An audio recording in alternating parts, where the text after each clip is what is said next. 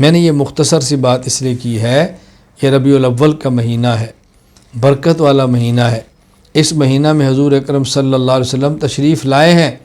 آپ کی تشریف آوری کا مقصد سمجھیں، آپ کی دنیا میں آنے کا مقصد سمجھیں۔ بچوں والی خوشیاں نہ منائیں، سمجھداروں والی خوشیاں منائیں۔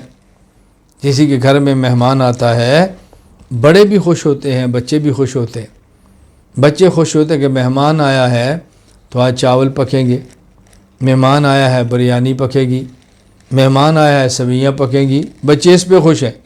اور بڑے خوش ہیں، بھئی یہ بہت بڑا آدمی ہے، معزز مہمان ہمارے گھر آیا ہے، ہمیں شرف میزبانی بخشا ہے، تو ہم کوشش کریں گے ان کی آمد کے مقصد کو پورا کریں۔ یہ کیوں آئے ہیں؟ یہ کیوں آئے ہیں؟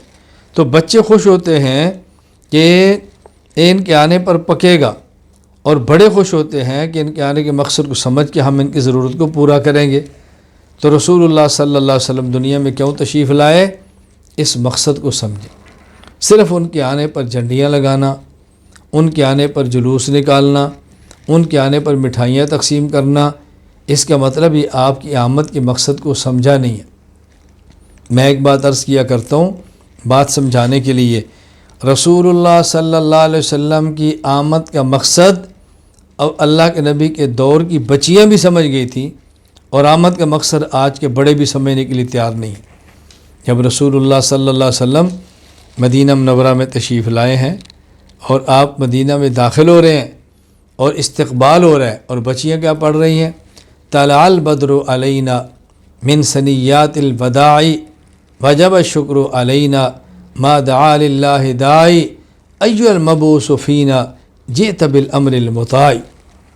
عام طور پہ یہ دو شعر پڑھے جاتے ہیں، طلع البدر علینا من ثنیات الوداع وجب الشکر علینا ما دعا للہ داعی، کہ ہمارے اوپر 14ویں کا چاند نکل آیا، اللہ اکبر، ایک گھاٹیوں سے نکل کر آئے، اور جب تک وہ شکر کرنے والا زندہ رہے اس کے ذمے ہے کہ شکر کرے، اللہ پاک نے چاند ہمارے پاس بھیجا ہے۔ اور میں سمجھتا ہوں جو روح ہے ان اشعار کی، اس کو ہم نے چھوڑ دیا۔ وہ کیا ہے؟ ایھا المبعوث فینا جئت بالامر المطاع، حضور آپ ہمارے پاس آئے ہیں، انشاءاللہ آپ کی ہر بات کی اتباع کی جائے گی، آپ فرمائیں گے اور ہم مانیں گی۔ اس دور کی بچی بھی سمجھ گئی تھی، آج کے بڑے کو بھی سمجھ نہیں آ رہی۔ تو رسول اللہ صلی اللہ علیہ وسلم کی آمد پہ خوش ہوں، لیکن خوشیاں بڑوں والی منائیں، خوشیاں بچوں والی نہ منائیں۔ مجھے یہاں بات یاد آئی، میں اپنے تبلیغی جماعت کے احباب سے گزارش کیا کرتا ہوں، عام طور پہ وہ اہل بدعت کے لیے ایک جملہ کہا کرتے ہیں، بھی یہ ہمارے بڑے بھائی ہیں۔ بڑے بھائیوں کی مسجد میں گئے تھے، بڑے بھائیوں سے ملاقات ہوئی تھی، میں نے کہا مجھے اس پر اعتراض نہیں کہ آپ بھائی کیوں کہتے ہیں، مجھے اس پر ہے کہ آپ بڑے بھائی کیوں کہتے ہیں۔ آپ انہیں بھائی کہو لیکن بڑا تو نہ کہو نا۔ کیوں؟ رسول اللہ صلی اللہ علیہ وسلم کی آمد پر وہ خوشیاں مناتے ہیں جو بچوں والی ہیں، تو کہنا بھی ہے تو ان کو چھوٹے بھائی کہو، ان کو بڑے بھائی تو نہ کہو، چھوٹے بھائی کو، کیونکہ انہوں نے کام جو چھوٹوں والا کیا تو چھوٹے بھائی ہوئے، آپ ان کو بڑے بھائی کہہ رہے ہیں۔ پھر دوسری بات میں عرض کیا کرتا ہوں کہ دیکھو جب بڑا کہیں گے تو بڑے کی عظمت ہوتی ہے، اور یہ تو مریض ہے، مریض کی عظمت نہیں ہوتی ہے، مریض پر شفقت ہوتی ہے، اور چھوٹے پر بھی شفقت ہوتی ہے۔ ان کو چھوٹا بھی سمجھو اور مریض بھی سمجھو، ان پر شفقت کا معاملہ کرو۔